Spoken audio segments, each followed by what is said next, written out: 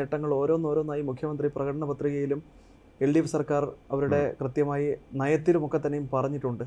അപ്പോൾ ഇതിനെയൊക്കെ നമുക്ക് തിരസ്കരിക്കാൻ കഴിയുമോ? അല്ല, അതൊന്നും അല്ലല്ലോ ഞാൻ പറയുന്നത്. വികസനവും ഇതൊക്കെ വേറെ കാര്യം. വികസനം എന്താ വേണ്ടേ? എല്ലാവർക്കും ഇത് കേരളത്തിൽ മാത്രം നടക്കുന്ന അത്ഭുതമൊന്നുമല്ല ഈ റോഡും ഇതുമൊക്കെ. 10-15 വർഷമായി ബാക്കി എല്ലാ സ്റ്റേറ്റിലും റോഡൊക്കെ വന്നു കഴിഞ്ഞിട്ട് കേരളത്തിൻ്റെ പുറത്ത് പോയി വാളയാർ ചെക്ക് പോസ്റ്റിൻ്റെ പുറത്ത് പോയാലല്ലേ ഇതൊക്കെ അറിയുള്ളൂ.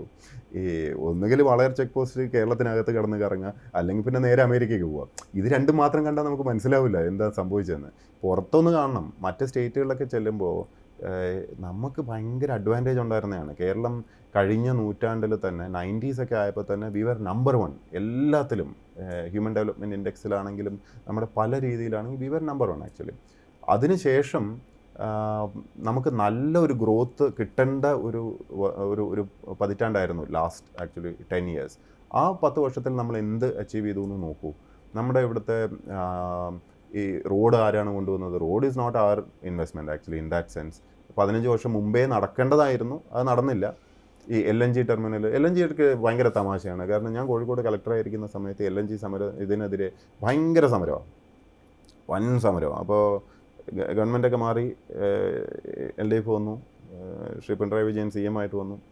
അപ്പോൾ അപ്പോഴും ഈ CPMൻ്റെ പ്രവർത്തകർ ഭയങ്കര സമരമാണ്, ഇത് നടത്താൻ പറ്റുന്നില്ല. അപ്പോൾ മീറ്റിങ്ങുകളിൽ ഓൺലൈൻ മീറ്റിങ്ങിലൊക്കെ മുഖ്യമന്ത്രി ഇരുന്നിട്ട് പറയും ഇത് ശക്തമായിട്ട് മുമ്പോട്ട് കൊണ്ടുപോകണം അങ്ങനെ ഇങ്ങനെയെന്നൊക്കെ. അപ്പോൾ ഒരു തവണ കോഴിക്കോട് മീറ്റിംഗ് അദ്ദേഹം വന്ന സമയത്ത് ഞാൻ ഗസ്റ്റ് ഹൗസിൽ വേറെ ആരുമില്ല, അപ്പോൾ ഞാൻ നേരിട്ട് ചോദിക്കാം. ഞാൻ അന്നേരം ചോദിച്ചു, സാർ ഈ മീറ്റിങ്ങുകളിൽ സാർ പറയുന്നുണ്ട് ഇത് LNG ടെർമിനൽ വളരെ ശക്തമായിട്ട് മുമ്പോട്ട് കൊണ്ടുപോകണം അങ്ങനെ ഇങ്ങനെയെന്നൊക്കെ. ആ മീറ്റിങ്ങിൽ കൊടുത്തത് വായിക്കുകയാണല്ലോ. അപ്പോൾ ഞാൻ ഇവിടെ കോഴിക്കോട് കഴിഞ്ഞ ഒരു മാസമായിട്ട് അവിടെ ഒരു വർക്കും ചെയ്യാൻ അനുവദിക്കുന്നില്ല. ഈ CPMൻ്റെ നേതാക്കൾ തന്നെയാണ് അവിടെ ബഹളവും പ്രശ്നവും ഒക്കെ ഉണ്ടാക്കിയത്. ഒന്നുകിൽ സാർ അവർക്ക് നയം മാറി എന്നുള്ള വിവരം അവരിലേക്ക് അറിയിക്കുക, ഇല്ലെങ്കിൽ ഞാൻ ഫോഴ്സ് ഉപയോഗിക്കാൻ വേണ്ടി നിർദ്ദേശം കൊടുക്കും. കാരണം ഔദ്യോഗികമായിട്ട് മീറ്റിങ്ങുകളിൽ സാർ ഉൾപ്പെടെ പറഞ്ഞിരിക്കുന്നത് ഫോഴ്സ് ഉപയോഗിക്കേണ്ടടുത്ത് ഉപയോഗിച്ചിട്ട് മുമ്പോട്ട് പോകാനാണ് പറഞ്ഞിരിക്കുന്നത്. അത് ഞാൻ ഫോഴ്സ് യൂസ് ചെയ്ത് മുമ്പോട്ട് പോകാനുള്ള നീക്കത്തിലാണ്. ഇത് ഇനിയും സമയം വെച്ച് താമസിപ്പിക്കാൻ പറ്റില്ല. കാരണം ഇത് വളരെ ഹൈ പ്രയോറിറ്റി പ്രോജക്റ്റ് ആണെന്ന് എല്ലാവരും പറഞ്ഞു കഴിഞ്ഞു. CMൻ്റെ ഉൾപ്പെടെ മീറ്റിങ്ങിൽ പറഞ്ഞു.